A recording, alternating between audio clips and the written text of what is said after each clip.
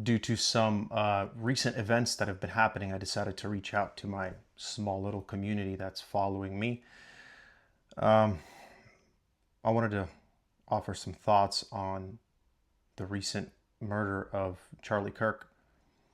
I know everyone's been making a video and everyone's been posting their own opinions and thoughts, and I think it's so filled and packed with ideas that probably everyone can make up their mind already about it. But I just wanted to offer some of my own thoughts and opinions on this situation, and hopefully we could do it in a pastoral way and find some answers.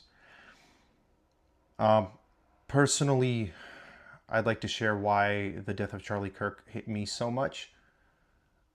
I saw the video of what happened about 10 minutes after it happened. I don't know how, I just randomly saw a post of someone saying, praying for Charlie Kirk. And I opened up my social media, and every single post, well, at that point it wasn't every single, but it was many posts at that point, were the high quality video, HD video of this happening. It was probably one of the biggest reasons was probably how visceral it was, just because you can see a internet personality, someone that you know extremely well or you've seen extremely often, just get killed like a person in a movie. It's scary. It was terrifying. And I think one of the big reasons for why it was so resonant was because of the way that this happened, how surreal it felt. It legitimately felt surreal. It felt super real, overly real. We didn't even feel like this was real life. I think on top of all of that was just the recent events. For example, another very visceral, ubiquitous video of the killing of Irina Zarutska.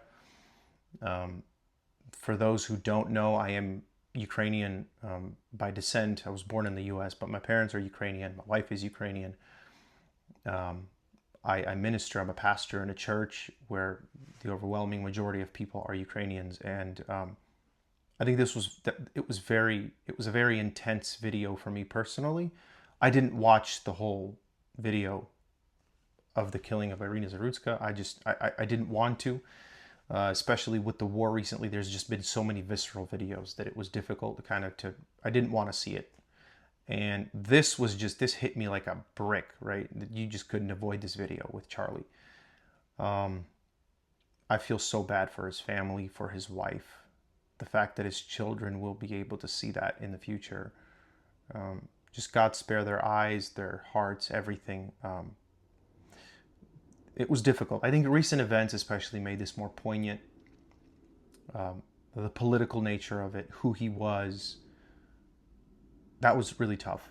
I also understand that the potential consequences of such an event really hit hard, because you understand that Charlie Kirk was one of the most outspoken and one of the most influential conservative activists in the country.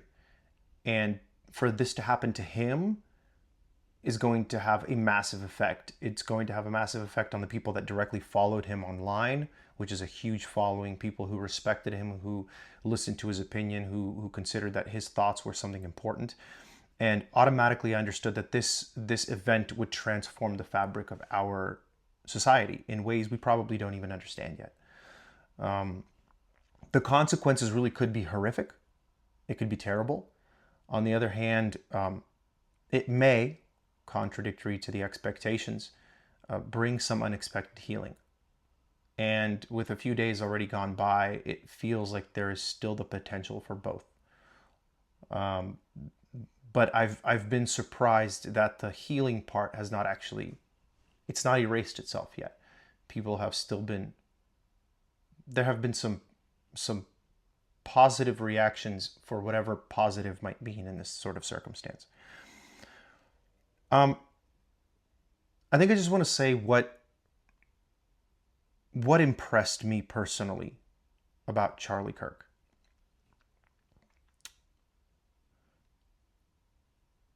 I was extremely impressed with his willingness to boldly preach the gospel.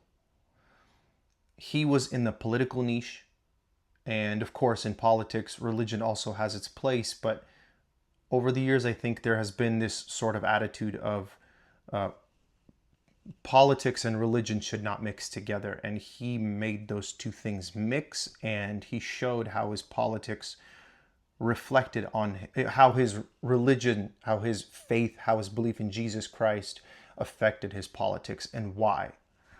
And he did it in a wise way. He did it in a way that made sense.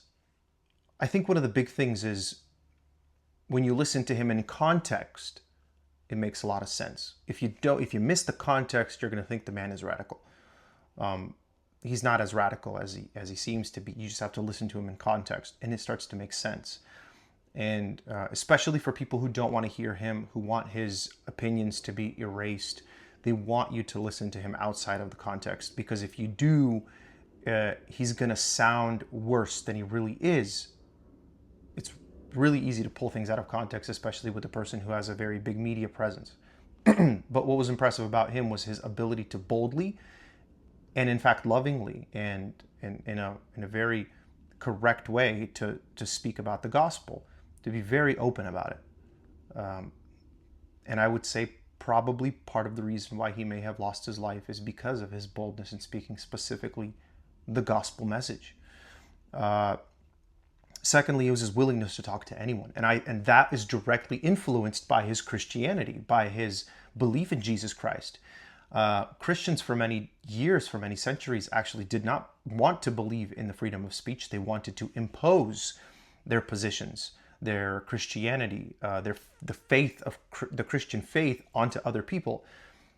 And it was the result of what happened after the Reformation, and when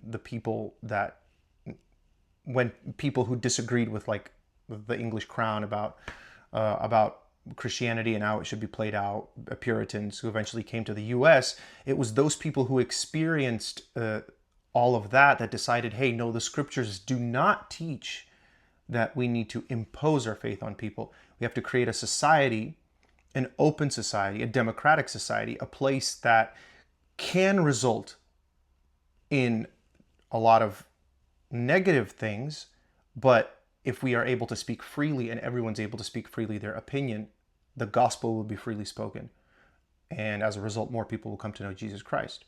I'd say that was correct. So his willingness to talk to anyone, his willingness to be open with people and to speak and hear out their opinion and answer with his principles and his opinions, those were one of the big things. And I think that's what he wanted. He wanted to be remembered for his courage and for his faith in Jesus Christ. That's what he said. And that's what he will be remembered for, at least in my eyes. And I think in most people's eyes, even though as a political activist, he will be remembered as a political activist. But when you listen back to what he said, a lot of the things that people will go back to will be his Christian faith. Question from a lot of people, I think, is why did this happen? And I think we need to be really careful when we approach the reasons for why this happened. A lot of people are willing to come to conclusions really quickly. Now, yes, when it comes to rhetoric, when it comes to the way that things are happening, I agree that the leftist position has led to a radicalization in the way we talk about politics. The mischaracterization of Christians by people who disagree with Christians, calling them fascists, actually brings the whole temperature of the conversation up.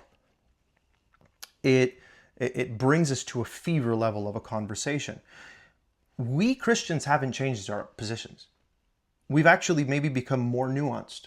We've been more willing to come out and have a conversation about these different topics that people talk about, right? We are willing to talk about LGBTQ issues. We are willing to talk about these things and why we believe what we believe about these issues. We are willing to come out and talk about why we believe that God created marriage to be between a man and a woman. We are willing to explain these things while also not demonizing you, not I mean, what do we say? The worst thing that can happen is God will decide about your future, whether it's going to be in heaven or hell. We don't decide anything. We don't have that. That's not in our competency. We don't have the right to send you to heaven or hell. We are just saying that if you look at the scriptures and you look at what God taught, the right way to live would be the way that the Bible teaches to live. Now, you can disagree with that, and we're not going to hurt you for that. But in return, we've been called fascists. We've been called far right. People say that we are willing to go out and kill people. Now, listen, there are people that are radical on the right. I have to confess that. And there are people that I disagree with on the right. But our positions, our moral positions, the reason why we believe that abortion is wrong is because we think that there's a human being that deserves a right, not because anybody wants to control you. The reason why we believe in marriage between man and woman is not because we want to control you. It's just our moral position. Now, everybody has a moral position. We also believe that there are some things that you can do. Like, we've tried banning alcohol, even though we believe that alcohol is bad. We believe that getting drunk is wrong. It's a sin. But banning alcohol was a bad idea.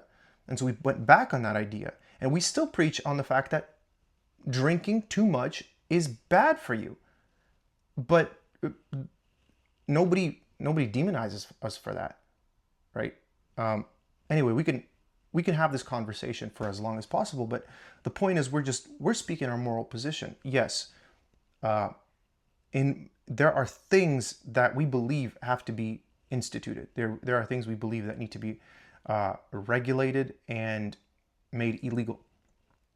And those are the things we believe are fundamental, especially when it comes to like human life. That's why we believe it's so important about abortion. But that's for a different circumstance. The point is, the left continues to change. Their opinions continue to change.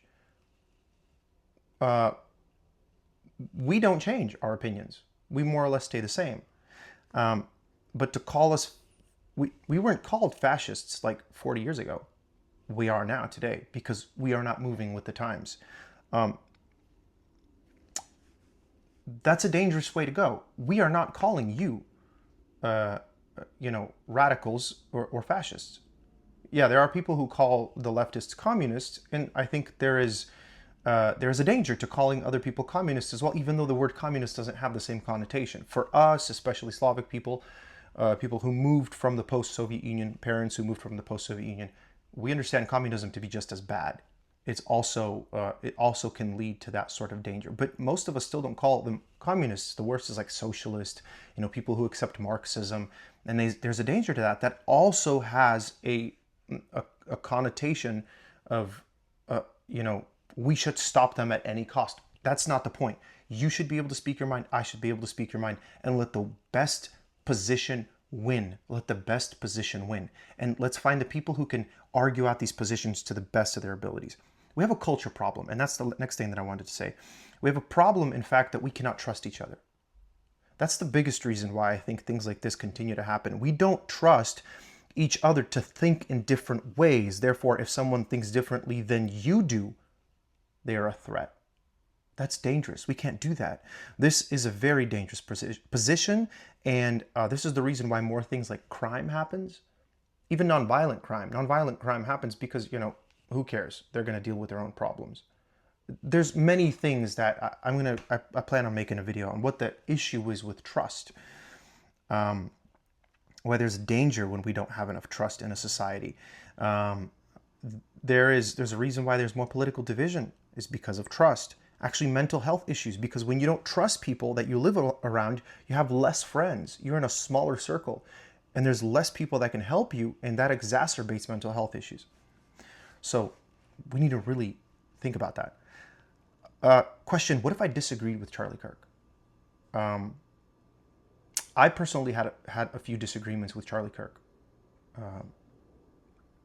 One thing I believe is that he would give me the platform and the ability to disagree with him and have that conversation with him, although I never did. I think that his faithfulness and Christ-likeness in approach to topics, they were evident. And I agree with him on that. There were some political applications that I probably disagreed with him on. But But that never, ever, ever justifies what happened to him. It doesn't justify even being silenced. The best thing is when someone comes up and has a solid conversation and finds true answers to these questions. Listen, if something happened to AOC, I would be just as angry as I was when I saw what happened to Charlie Kirk. Because that is the same thing. It doesn't matter who this happens to. I believe everyone has the right to speak their mind. And so even if I disagree with him on some things, the best thing to do is that we would air our opinions and be able to find common ground. Don't be fooled by people who misconstrue, though, what Charlie said and twist it into something more radical than it was. Because a lot of people want to say he deserves it because he said things. People will take what he said, take it out of context, say things that he never said, and make it look like he said those things. Again, did I disagree with some of the things that he said? Yes. Do I think that he was so radical that he deserved even to be like silenced? No. To be killed? God forbid. That's extremely dangerous. Today, there's a really big movement about the fact that we're losing our democracies. A lot of Democrats are saying we are in danger of losing our democracies. Yes, there is a danger to losing our democracies. But the biggest danger in us losing our democracies is when we kill each other. That is a bigger danger than if we actually have these conversations. I'm a big believer in goodness winning at the end. The reason being is because evil is it's unable to contain itself and allow for goodness to fall apart. Goodness always wins at the end because goodness is better. I believe in God. I believe in Jesus Christ. I believe that God has a plan. I believe that there is a plan. And I believe that plan, God will bring it to fruition. Therefore, may our positions be aired, and may we do it freely and with trust. So the question is, where do we go from here? And number one, I'd like to say to all of my Christian and conservative friends, please, please, please do not radicalize. What I see on social media is many people radicalizing and saying, Charlie was the best, now you're going to get us. Friends, if Charlie was the best, then he should be emulated because his way actually had better results than if we are to turn to worse ways. God forbid. God forbid. This situation makes radicalization more possible, and that is the worst possible circumstance. Don't fight evil with evil. Fight evil with good. Evil will never overcome evil. Evil can only be overcome with good, and that was said by a man who also was assassinated, Martin Luther King Jr. Number two, rebuild trust in your own community. This is really important. We have, like I said earlier, we have a problem with trust in our society, and it starts with your community. It starts with me in my community, you in your community. Start with reaching out to your neighbor, your next door neighbors. Talk to them. They might be of a different political persuasion, but trust starts when you can both see each other and say, we have differences, but we can still trust each other. We can still do things that are not going to threaten one another. Make each other feel that you're not a threat. Yeah, it's dangerous. Yeah, it's dangerous. You're going to have to step out of your comfort zone. You're going to have to go talk to your neighbor who might look different than you, sound different than you, have different positions than you. But if you can prove to them that I can live next door to you and I will not hurt you, I'll never defraud you, I'll never steal from you, I will never cause you harm. In fact, I desire your good. That will start to rebuild trust, and trust is everything in a good society. Build trust. And number three, pray. Pray, pray, pray, and worship God. Come to Jesus, please. I love that this tragedy, ironically, has not turned us against each other. Because for a lot of people it has. But this is a moment that we cannot allow for this to turn us against each other. Instead, it has to turn us toward God.